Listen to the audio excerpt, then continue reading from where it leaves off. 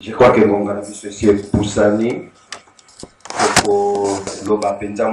mais on va parler l'essentiel. Amen. Nango toko fungola ba Bible na biso na Actes des Apôtres chapitre 21 à partir du premier verset au 14e.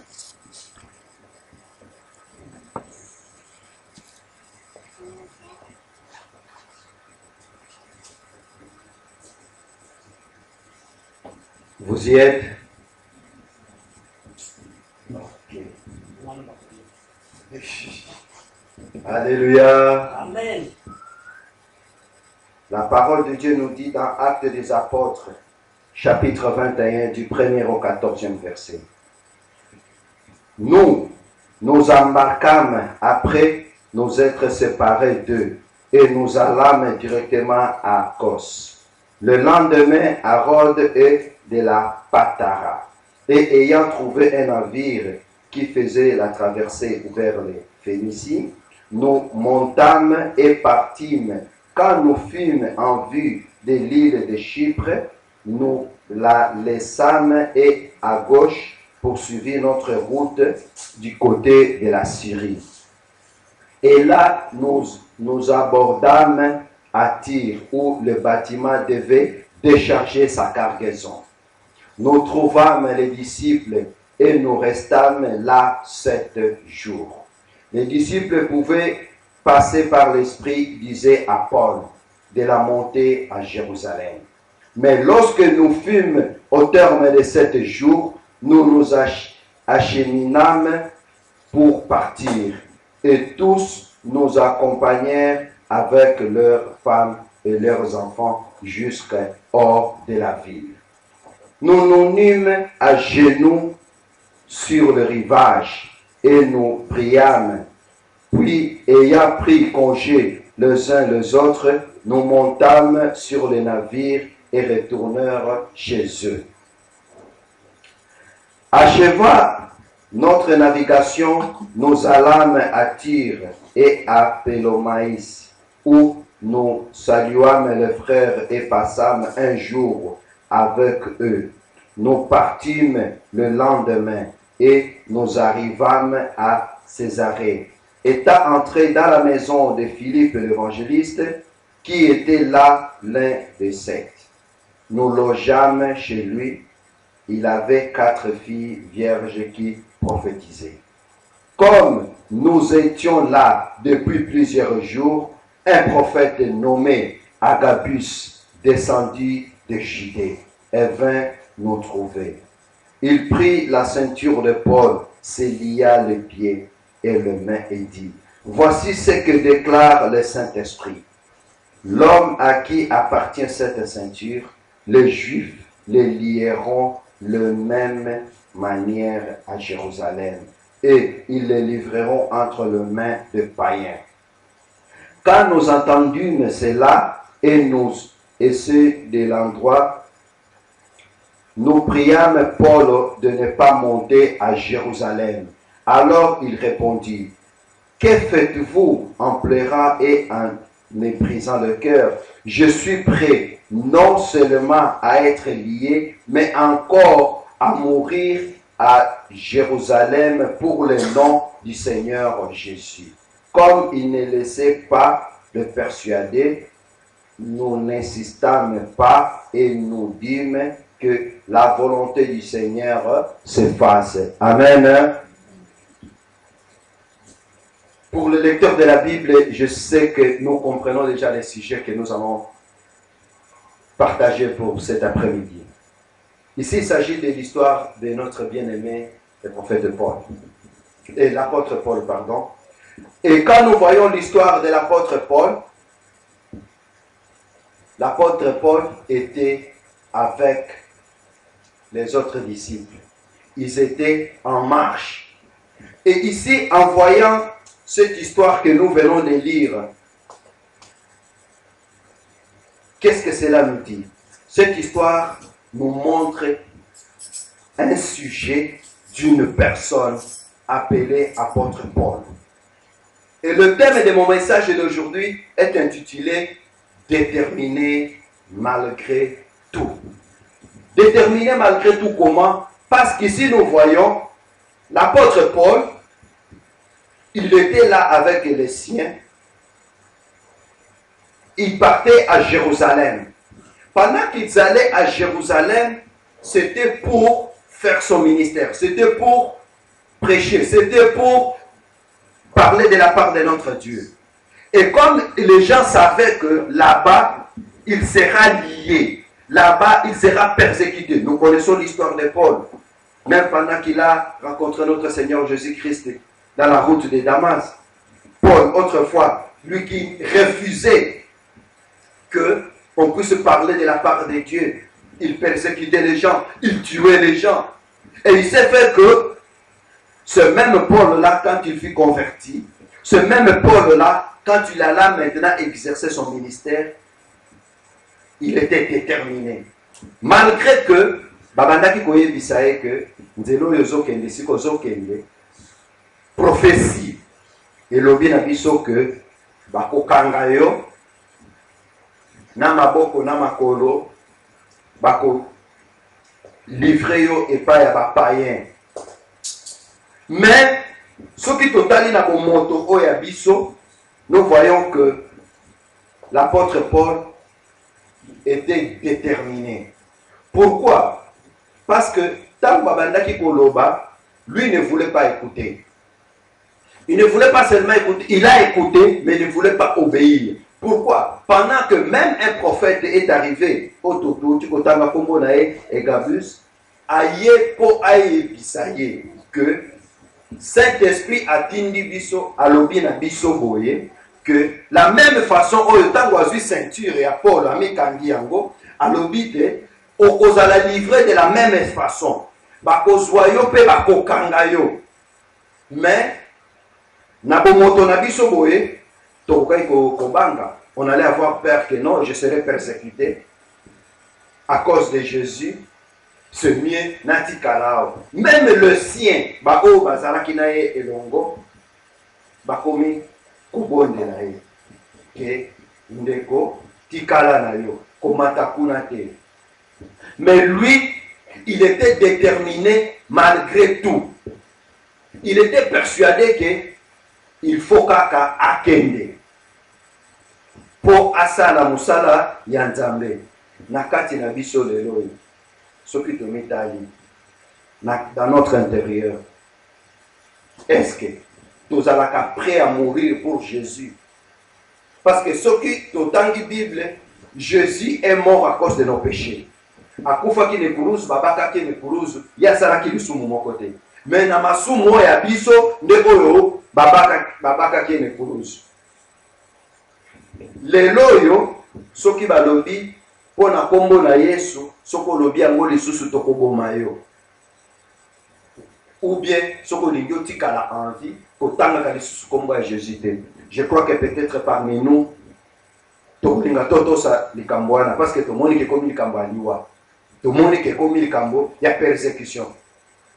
Mais notre bien-aimé ici, l'apôtre Paul, ya lingaki ko céder na caprice wana te. Pourquoi il ne voulait pas céder à ses caprices? Parce que il connaissait le Jésus Oyo, Ye Ayambaye. Et il connaît le Jésus là Oyo, Ayoka Mungongo Naye. Parce que l'apôtre Paul n'a pas appris Jésus seulement et pas Yabatuboy. Ayoka pe Mungongo Naye. Et tant Ayoka Mungongo Naye, c'est parce que Yeli Boso abandaka ko persécuter Batu. Tant que Yabandaka ko persécuter Basi Mibali. Et le Seigneur Jésus-Christ lui est apparu en parole lui adressant. Jésus-Christ a sololi naye, a sololi naye, azo pekisaye, azo tunaye. Pourquoi me persécutes-tu? Alléluia. Je crois que poto lo barakambango bien. Tokotanga na Marc 10 de 32 à 34. Parce que na mukanda ya Marc 10 na lingala malako Marc 10 32 à 34, la parole de Dieu nous dit ceci: il était en chemin pour monter à Jérusalem et Jésus allait devant eux. Les disciples étaient troublés et ceux qui suivaient avec crainte.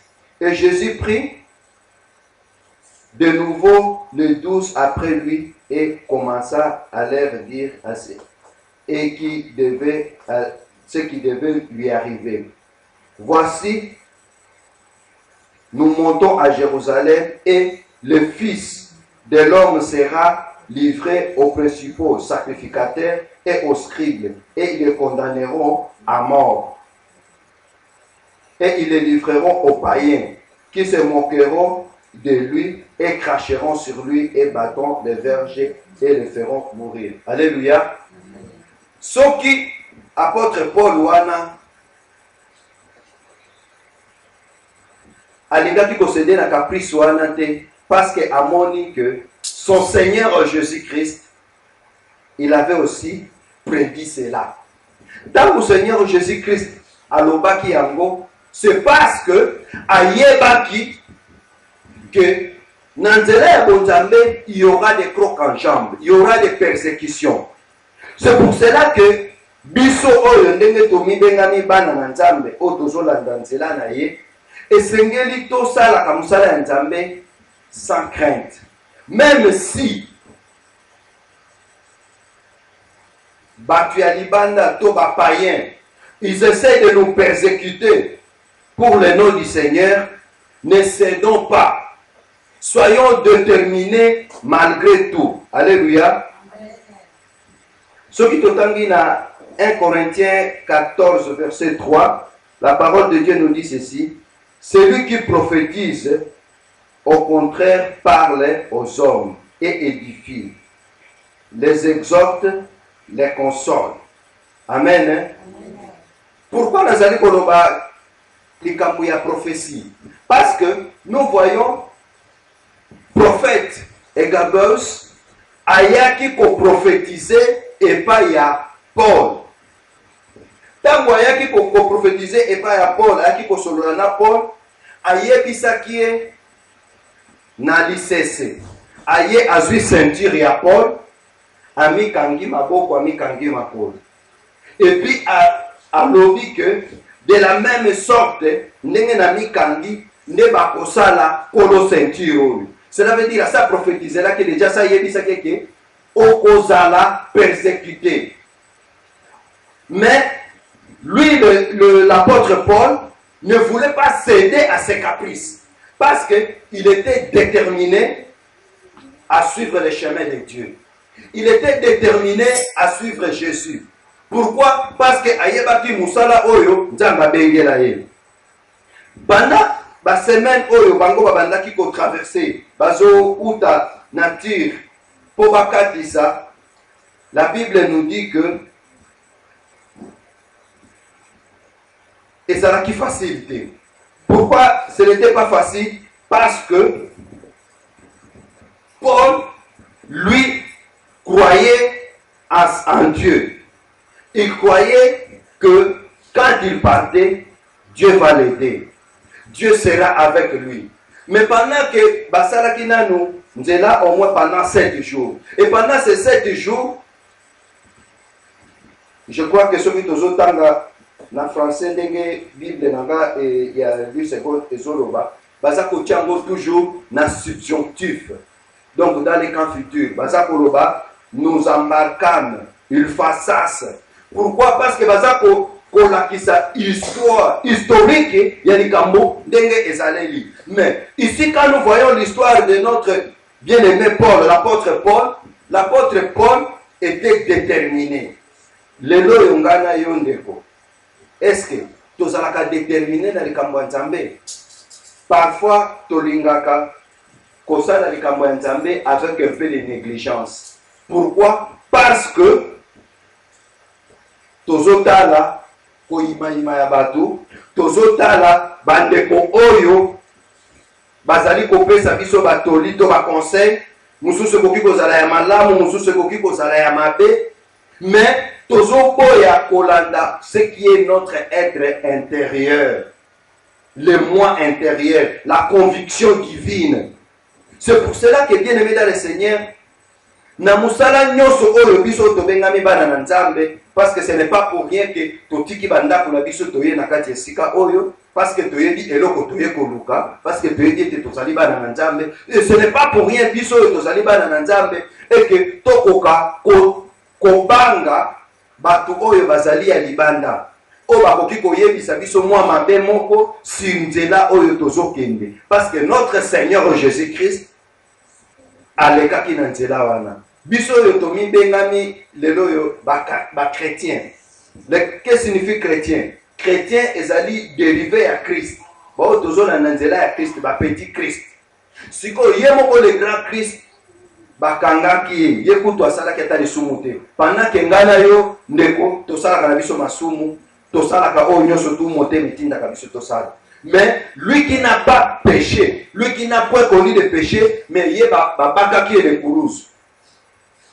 À cause de nos péchés. Mais pourquoi biso oyo, ce qui les kamumuke, to tchena no kobanga liboso. Bien aimé dans le Seigneur, et Sengeli, tous à la déterminer.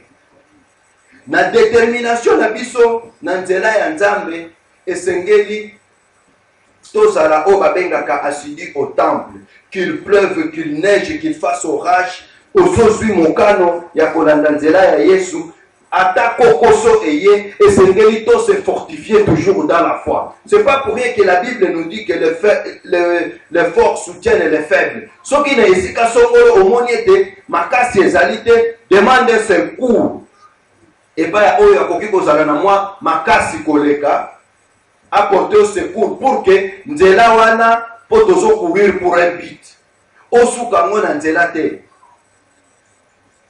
Et c'est n'est pas courir pour un but pour que tout soit couronne de gloire. Couronne au Bible, les apocalypses, ça dit même dans mon canal d'Apocalypse, que à la fin de toutes choses, Nzambe a coupé sa biso, a revêtir biso na couronne de gloire. Mais biso oyo, tozali ba chrétien, parfois tozo longwaki chrétien, tokoni ba crétin. Donc, tokome kosala makambo poto sepelisa mokili et non to sepelisa Nzambe. Pendant que ceux qui tozo tala exemple et ndeko na biso Thomas Paulo, ye malgré ba persécution, ye malgré que ba promettre ye kutu que non omoni ndenge zali awa na nzela ozokende okokutana na mbeba. Mais ceux qui totangi na continuité ya livre oyo tokomona ke tango akomaki mpe na Jérusalem bakangaki ye. Cela veut dire qu'il savait que Nzela wana ezali na persécution liboso, ezali na problème. Mais parce que Zalaki na foi na ye na Nzambe, et il voulait faire ce qui était la volonté de son maître. Je crois qu'il était déterminé malgré tout à kendaki jusqu'au bout. Il n'a pas voulu que Amisu qui s'ananzela, Atika nanzela, parce que babangisiye, parce que bayebisiye, et aussi pendant qu'un prophète. Imaginez, na lisolo ndeko na biso Paul, bango bazalaki bazokatisa, bazalaki bazobondela pendant au moins 7 jours. Et par après, baekolakisa yo prophétie que okokangama. Pona mutu oyo azali na foi ya makasi te. Akoloba nini? Voici la réponse à nos prières que na kozala ya kokangama. Lokola bandeko tozana bango esika moko bapekisi nga bayebisi nga ete ko kende te c'est mieux na tikala na nga awa mpona azala persécuté te.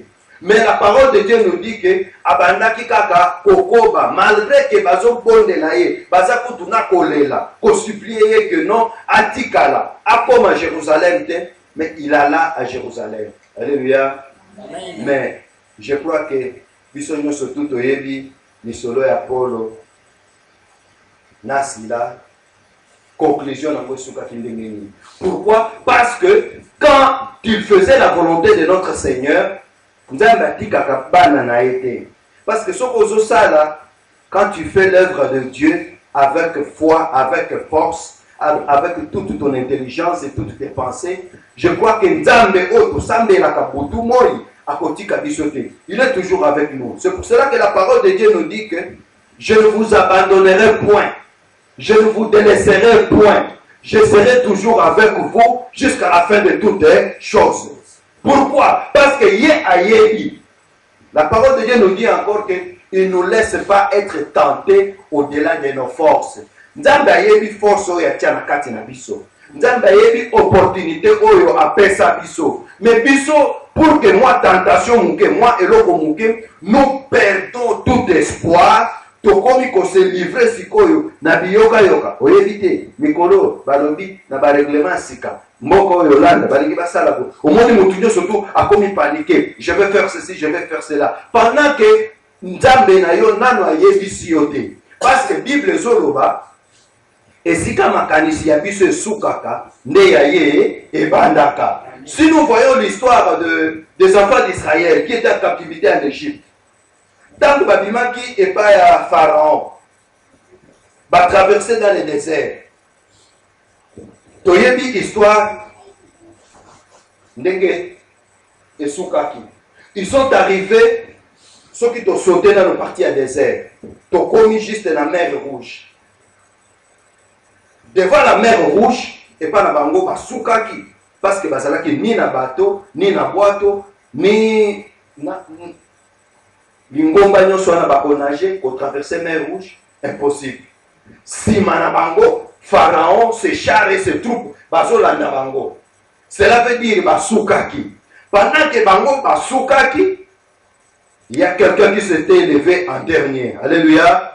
Oyo babengaka ki atelemaka moto ya suka. Esika makanisi na biso suki nde ya ye ebandi. Raison pour laquelle tomona ki était dans la mer Rouge, akabola ki yango en deux parties. Et que pour que Bananae va poursuivre objectif. Cela veut dire quoi? Biso le pe oyo tozali kolanda nzela ya Nzambe, tozana objectif na biso moko. Pendant que tozana objectif na biso, qu'il pleuve, qu'il neige, qu'il vente, qu'il fasse orage, et ça n'a pas persécution à Tabanim. Ceux qui tozo ko bakaka na ko poursuivre objectif na biso, Nzambe wana oya lala kate animba kate, il sera toujours avec nous. Akosunga biso na oyo nyonso ezalata ke ozangi peut-être ozangi mbongo, tozangi elamba, tozangi transport, tozangi nini. Mais quand tu mets ta foi en Dieu, Nzambe wana oya yebi ke otieli ye elikia et que amoni dans ton être intérieur que Osuki, celui qui va pourvoir. Ce n'est pas pour rien que la Bible Bengakaye,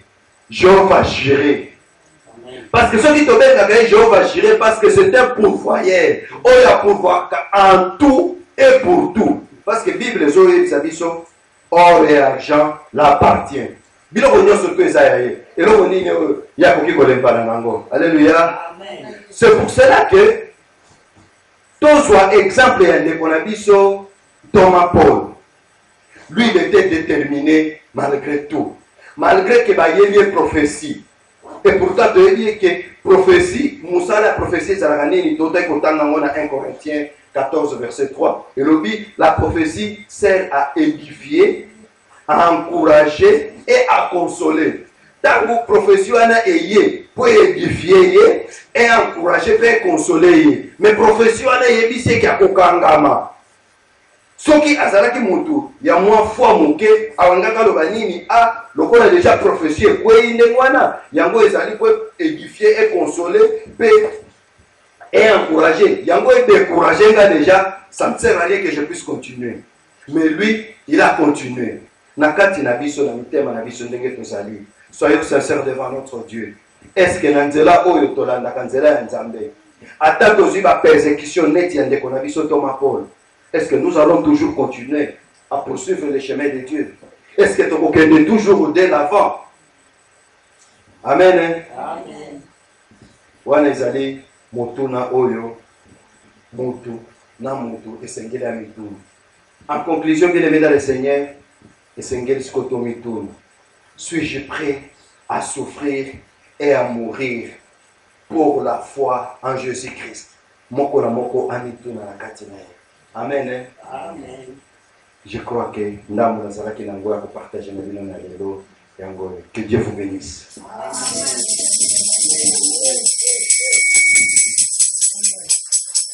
Amen. Amen.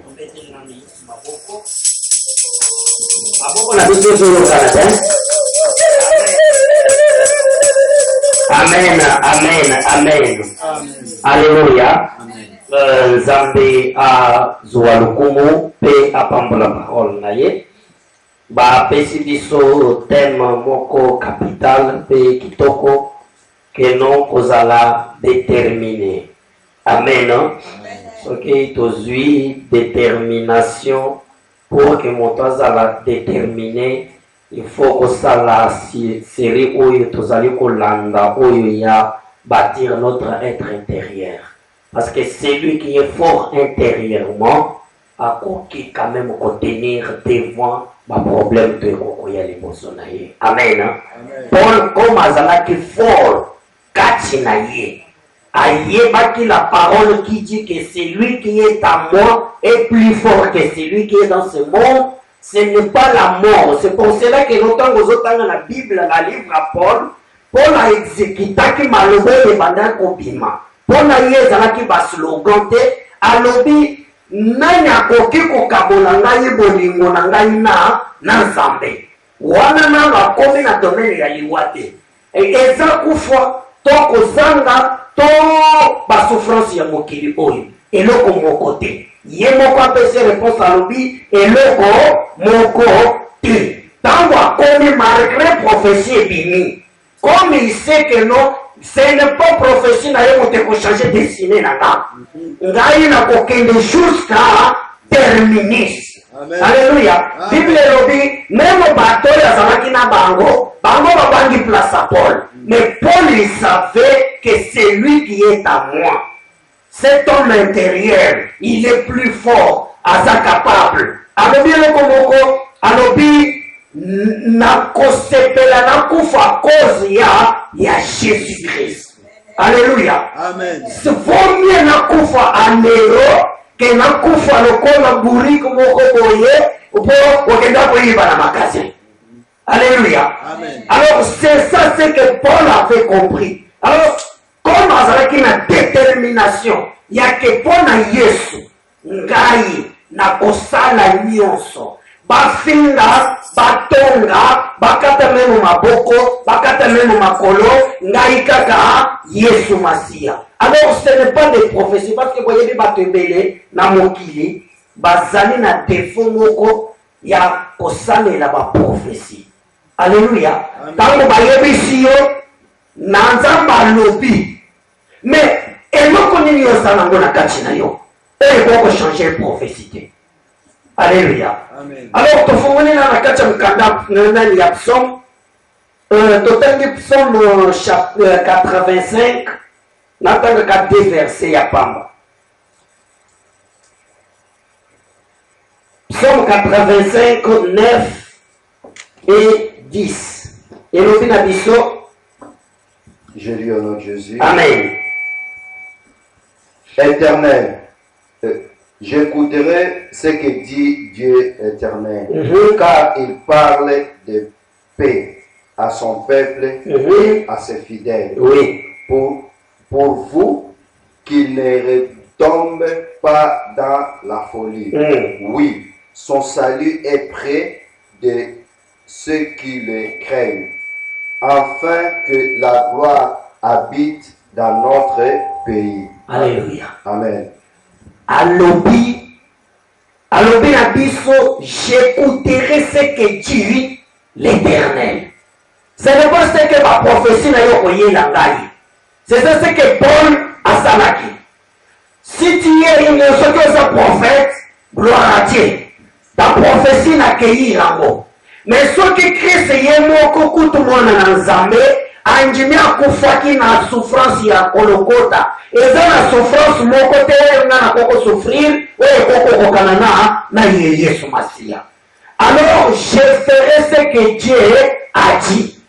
Notre but en tant que parents na nzambe, parce que sur Paul, papa le bénéficie trop, sur Paul, comment Paul était déterminé. Mais sur nous, mes bien-aimés, il faut faire pas ce que les hommes disent, mais ça va y ressemble à l'iko koloba. Amen. Moutou a côté la moutou. Ce qu'on a dit histoire, Paul a fait la water. Amen. Malgré cette prophétie, ma collier, yo, ma costala yo boy, Paul a fait la wanate. Ce qu'on continue l'histoire, il y a Betaki, il y a Paul na Silas. C'est devenu à partir de cette histoire. Quand nous avons Paul va continuer la Kacha Boloko, et c'est là où la Kacha Boloko Paul a commencé à adorer. Alléluia. C'est la Kacha adoration, la Bible dit, ma porte est fungwamaki ya ngomoko. Mais bien aimé, il y a une puissance. Au moment du passage où il y a Tangi, Bible a tant le biso na 1 Corinthiens 14. Ce dont il y a trois balobi était, c'est lui qui parle en langue. Certifie. C'est pour cela qu'il y a d'autres problèmes quand ça t'arrive. Quand l'Académie 14 RT, commencez yenda babakoro soko boboshika ya nabakundo. C'est ça. Il y a toutes les prières. Otosalaka ya mayele, diable yoka kango. Mais il y a une seule prière que diable yoka kate, c'est par la langue. Amen. Alléluia. Amen. C'est pour cela, pour que tous à la foi comme Paul. Paul a négligé de prophétie. Mais la salle qui recourt là, n'en savait. Alors dit, qu'est-ce ta volonté et salema. Ce que tu as dit dans ce cas, passage en homme. Bateau ya zalaki na bango balobi. Comme tolobi na Paul a yo quitté. Alors que zalaki na choité tolobi avec une volonté ya Nzambe sala nini et salima. Alléluia. C'est ça un exemple en tant que chrétien. Mais bien aimé, dans un monde où les souffrances et quoi atteindre à Bissot. Où les gens sont les mauvais caractères, il y a qu'à décevoir Bissot.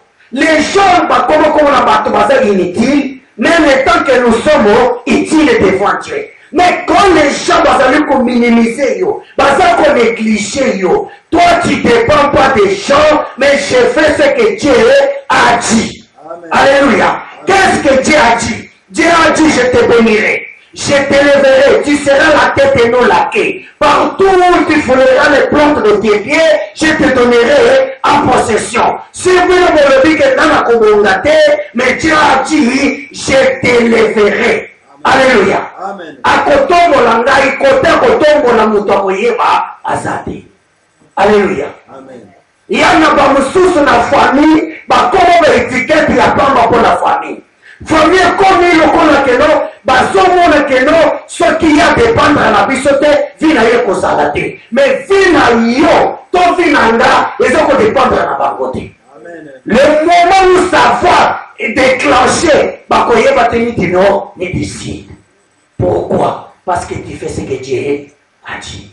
Est-ce que maintenant, il y a un prophète qui a Gabis? En prison. Alléluia. Amen. Mais c'est travers la prière de Paul que Paul a salué. Alléluia. Amen. Mais bien aimé, il y a un virgule pour la vie parce que l'histoire continue. Ngana yebi batoyo bafula na makolo na bandako na bango bamona bango batupamba parce que bazalaki na mbongo te même atako konde classe ozomona zokelela mais cet homme là est devenu le plus cher ya famille na bango soki yazate bango baza ko vivre te bakoma ko tout atolo. Regarde ce que Dieu dit. Bible est la biso wa keno j'écouterai ce que Dieu dit l'Éternel. Car il parle quoi? Des paix. Zamba parlaka pona batnani mugulude na kimia. Pona koyebisa yo zala kimia. C'est pour cela lobi alobaki na peuple d'Israël gardez quoi? Le silence. Alléluia. Et la lobi était que non, il parle en paix. Et ensuite il fait quoi? Il parle en paix à son peuple et à ses fidèles. Il a parlé à ses fidèles. Quel est cette fidèle? C'était le Paul, l'apôtre Paul. Il était fidèle à Dieu. Des Amalobi, fidélité à cet homme. Non, il faut quelque chose. Mais bien, vous voyez bien que vous avez déclenché quelque chose de pas jamais.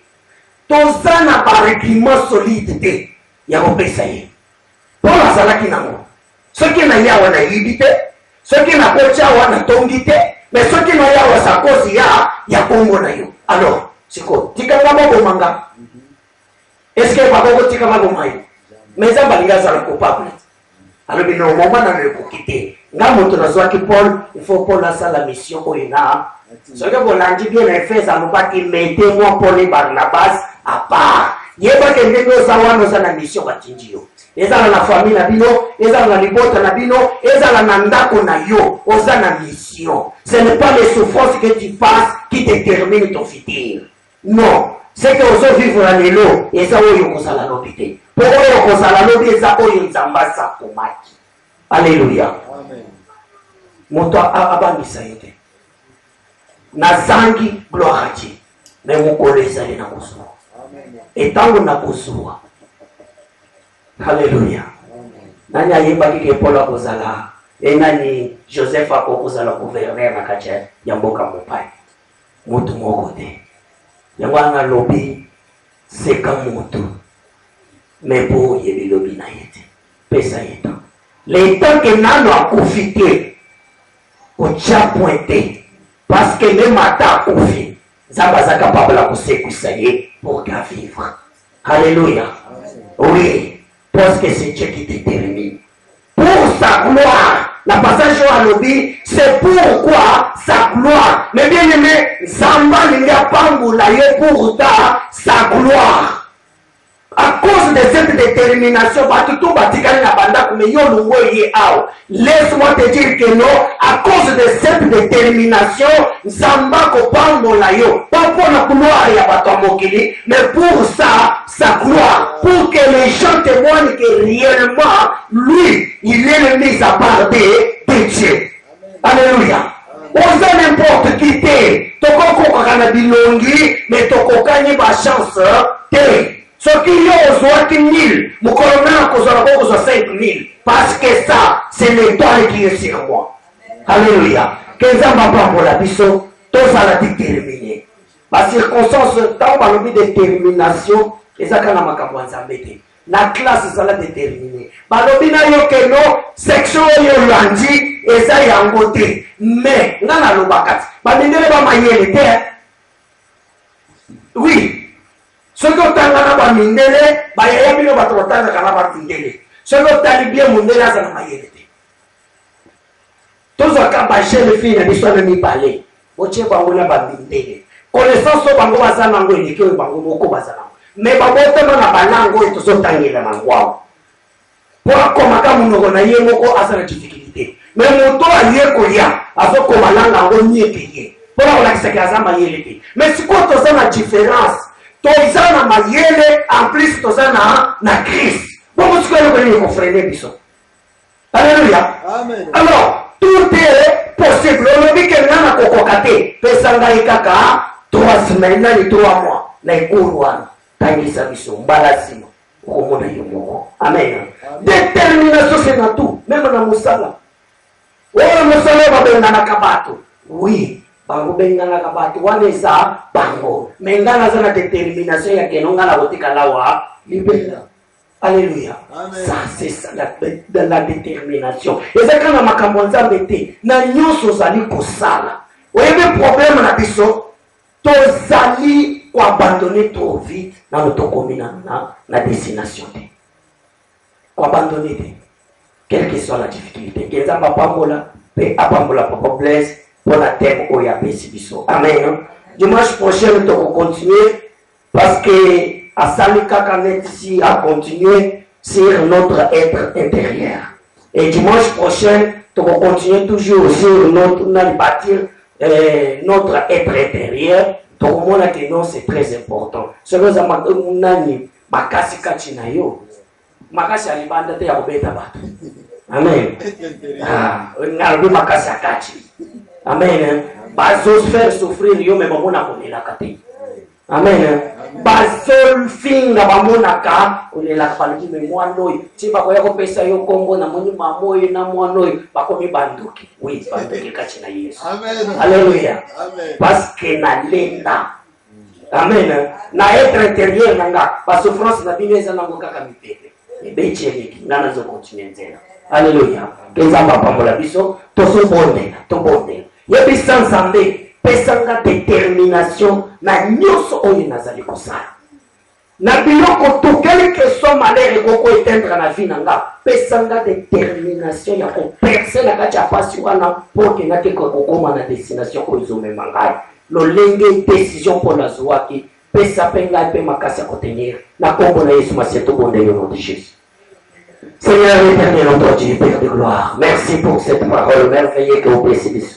Nazali kosenga yo nzambe na ngai lolenge ya Paul c'est un exemple. Moto babengaki bandi, moto babengaki comme Seigneur Modomi. Soya azalaki tué en série, mais cet homme que yo ozwaki de meilleur Seigneur, peut otombeli et accomprenaki qui tu es Seigneur. Accomprenaki que au sein de limite na yo ezali nzambe. C'est pour cela moi aussi éternel notre Dieu. Nazali kosenga yo. Tu nous donnes la détermination. Oh parce que tu n'as que parole on a batoyo bayelelo. Parce que bayelelo c'est basangi, cette détermination. Ce n'est pas ni les souffrances ya monde et qu'on empêcher biso to koma bana yo. Ezali même qu'on lelo basa qu'on lelisa biso te. Eza kotombo basa kotonga biso te. Eza qu'on néglige ba mabota ba néglige biso te. Ya wonde moto ko changer biso te. Mais c'est à cause de toi notre roi. Oh Seigneur, laisse que Seigneur Jésus, toi Seigneur, tu nous donnes la force de tenir et de surmonter par le nom de Jésus-Christ. Gloire à toi Seigneur. Béni Seigneur Jésus. Motema moko na moko eza kusufrira na kati na wezika. Yesu eza na ba misusu bazana ba blessure intérieure à cause ya biloko bato basala bango na mokilio. À cause ya bato bachelaki mitema parce que baza bayaya, parce que baza bande kwa mabota na biso baza batata mwasi ba mama leki. Mais des choses basala bango Yesu etikala ba cicatrice na mitema. Bakoma komito neske to uta libota moko. Mais Yesu na sengi yo seulement. Yo bambaka bampota ya mitema. Banda kokota la ulu mutema mutu, luboko wa mutu kokota te. Consolez Seigneur, liebisa ye nkolo na ngai. Zala déterminé. Parce que vie na yeza ko dépendre na bango te.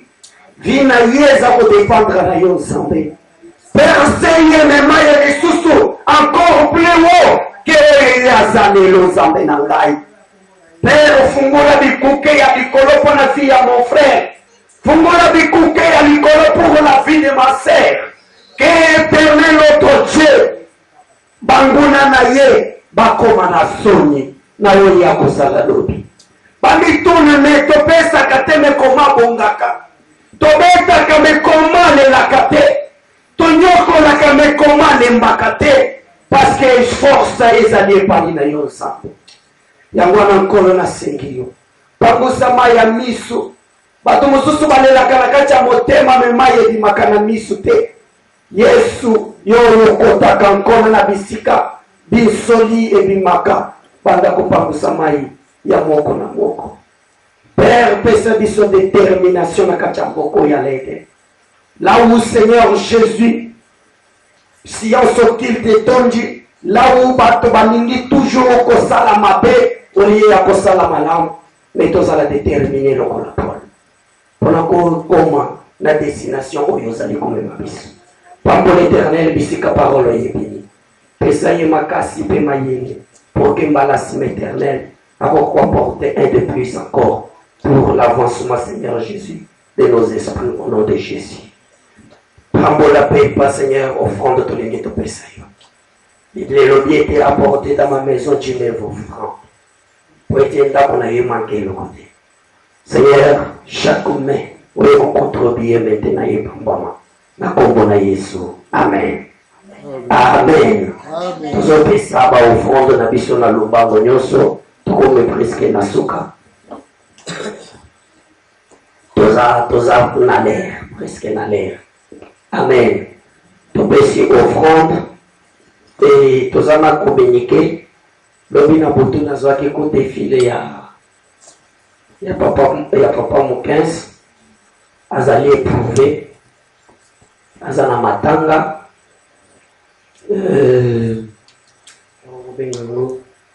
papa leki ukulutu na yoki biente papa neki na bango akufi na Congo.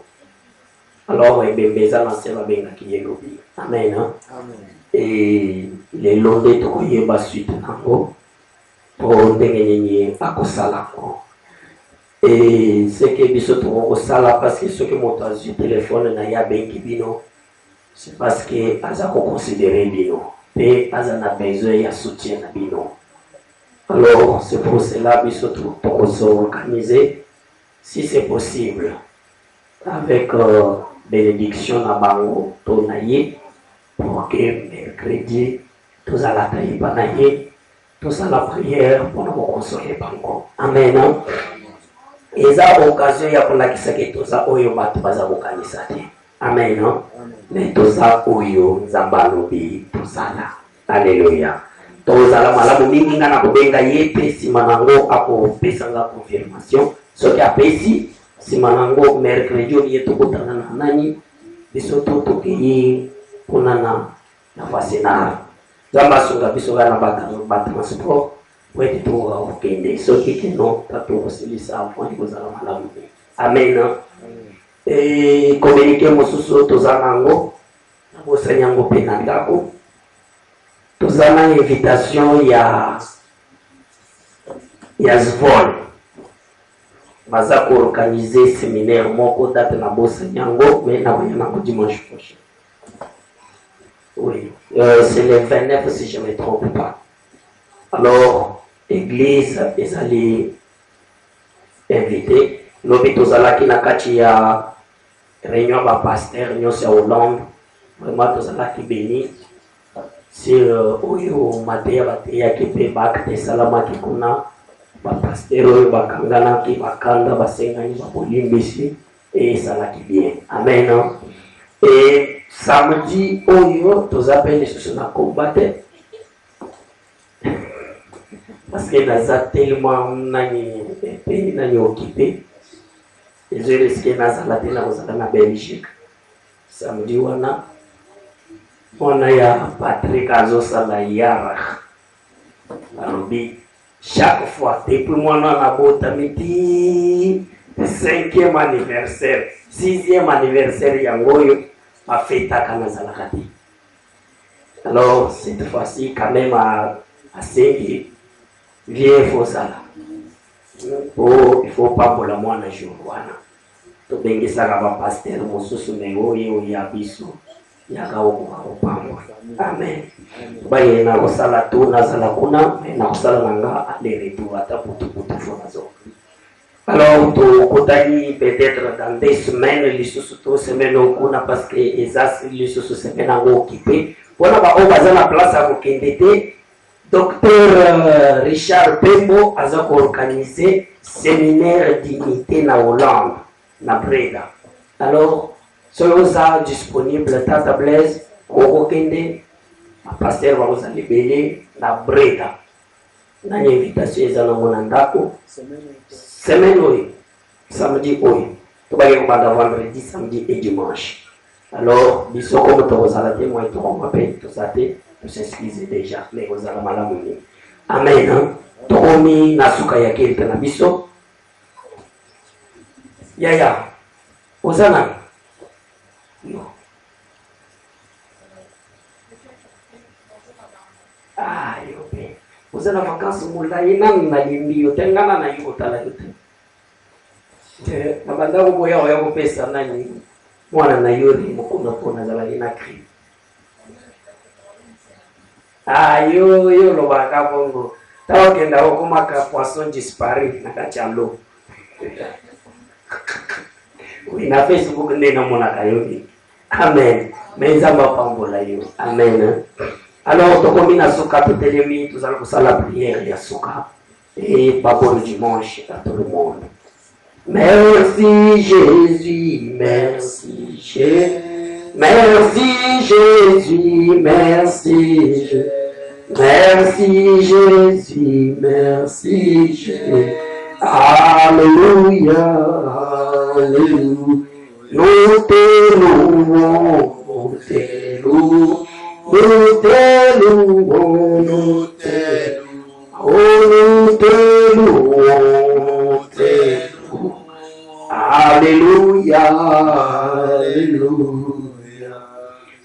mpona baobaye te tobengi bango mpona koyeba pourquoi bamama tete basere mami et mama G2 et pourquoi pas aussi papa G peut-être toyeba tocommunique bango pesango ya matanga ekozala malamu mingi totomboli maboko na biso tobondeli totiki bozongi na biso na maboko na nkolo.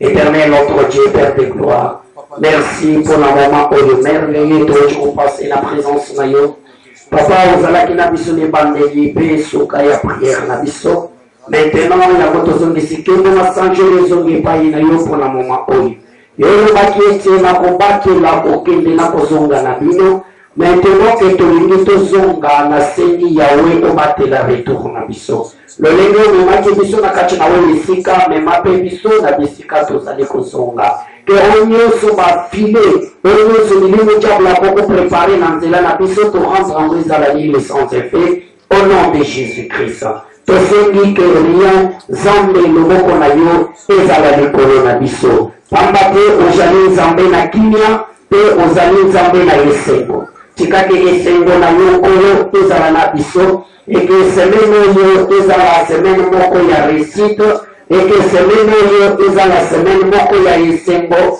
ke esengo na yo egenere kati na biso na kombo na yo Yesu Masiya na tali koprograme Seigneur ke bisiko toeshuaki bisika oyo Yesu esimbaki mpe na semene oyo uchikoleka ke cette semaine epesamela biso papa teolobi na biso ete nous sommes des vainqueurs parce que Jésus toi-même tu as vaincu. Oui, que la grâce et le bonheur, que l'amour de Jésus manifesté sur la croix puisse nous accompagner, que nous puissions habiter dans la maison de l'Éternel jusqu'à son retour au nom de Jésus. Tolobi, gloire et louange à toi Seigneur Jésus.